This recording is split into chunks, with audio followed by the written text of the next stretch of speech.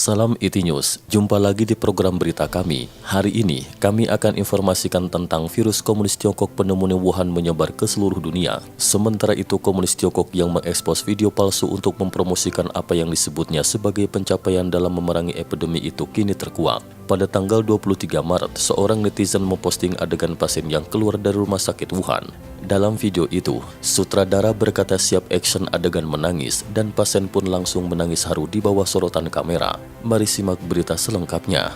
Dari tayangan video singkat itu bisa disaksikan lorong rumah sakit di Wuhan. Ada 4 staf medis yang mengenakan pakaian pelindung. Pada pakaian pelindung, salah satu staf medis tampak tulisan siap melayani masyarakat. Pakaian pelindung beberapa staf medis lainnya juga bertuliskan beberapa kata seputar layanan staf medis. Ada 3 model yang diperankan pasien di samping staf medis. Sutradara yang merekam video itu berkata siap action adegan menangis. Salah satu pemeran yang diperankan pasien segera menangis sesegukan sambil berjalan ke depan staf medis dan memeluknya diiringi tepuk tangan lainnya. 预备，哭！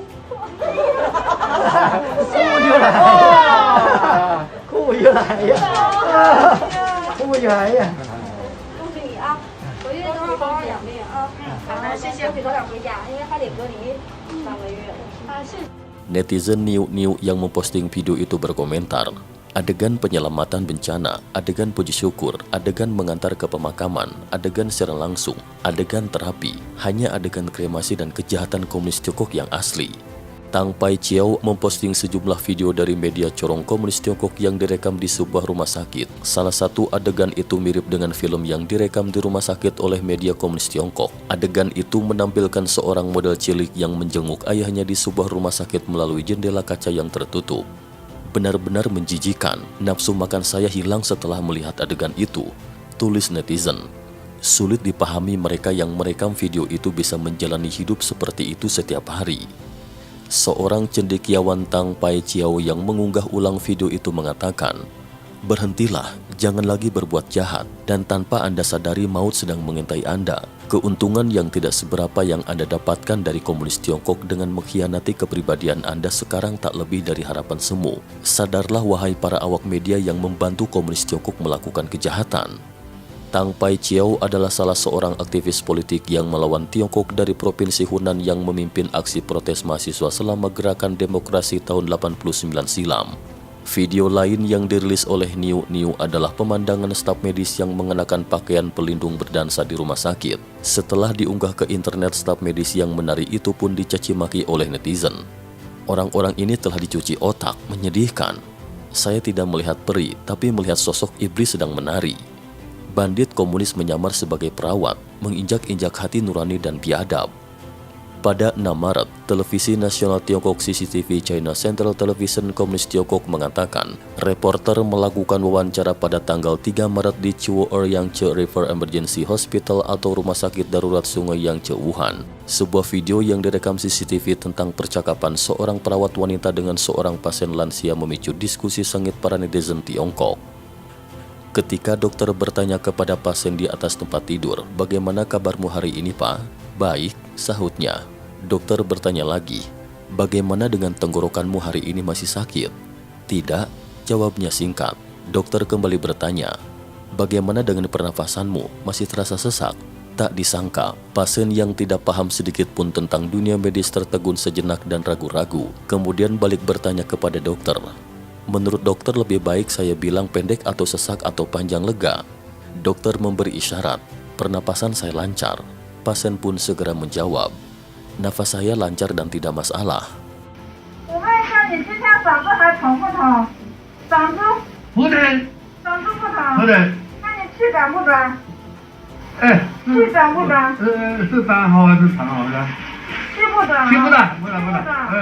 Setelah video itu terbongkar, banyak orang mencibir CCTV entah mengapa belangnya yang sudah ketahuan itu masih saja disiarkan.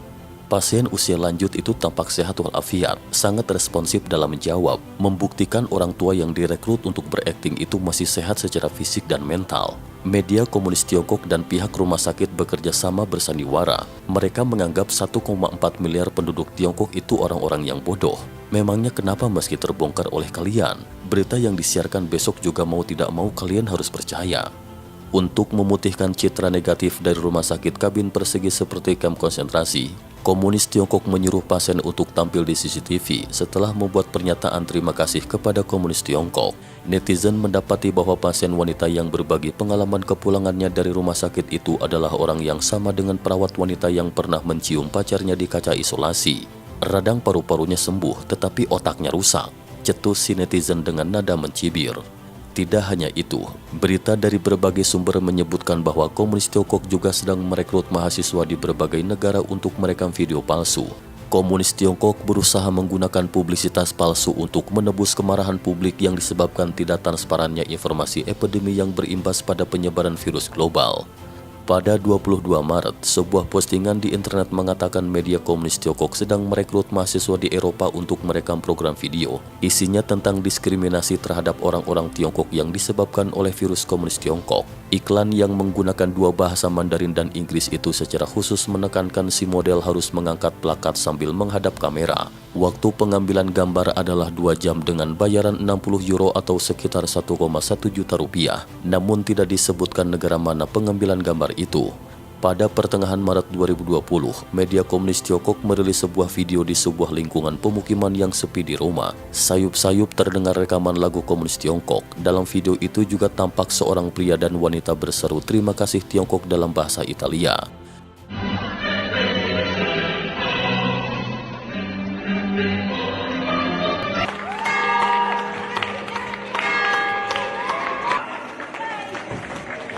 Opini publik menduga itu juga merupakan video palsu dari uang komunis Tiongkok untuk mempekerjakan seseorang membuat video sesuai kebutuhan. Sebelumnya, beberapa warga Kanada mengatakan kepada media bahwa mereka disewa untuk membuat film.